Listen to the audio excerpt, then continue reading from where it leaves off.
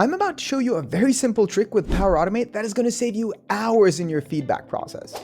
And while I'll be showing you an example scenario, I guarantee that you will be able to take what you learned from this video and apply it to a whole variety of different processes.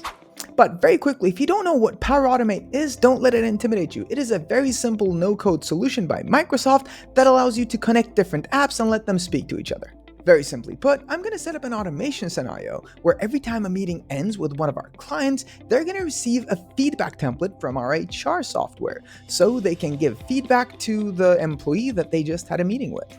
And although this is very helpful, this is just one of the many different scenarios that we can build.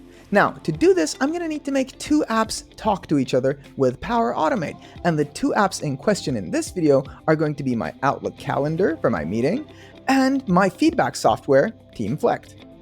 With that said, let's dive right into Power Automate. Here we are inside Power Automate, and I'm just going to show you the automation flow that I created. So first I'm heading into my flows, and right here you can see the automation flow that connects my Outlook calendar to my feedback software of choice, Teamflect.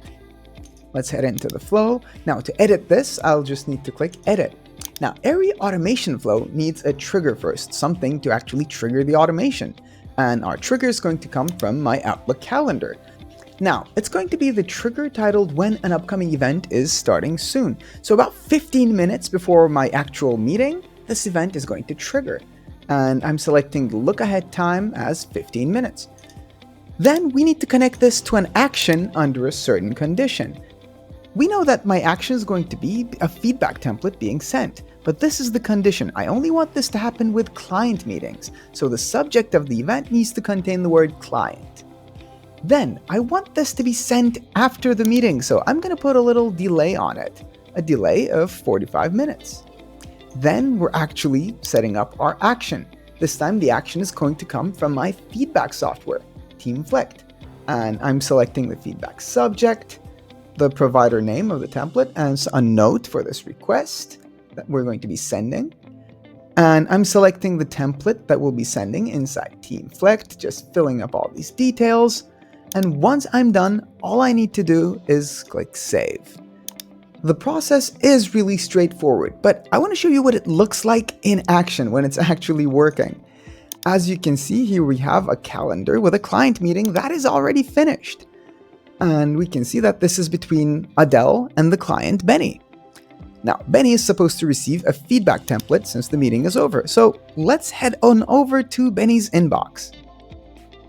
If we do just that, right inside Benny's inbox, we can see that he has automatically received a feedback template from the Teamflect app. And the best part is Benny doesn't have to be a Teamflect user.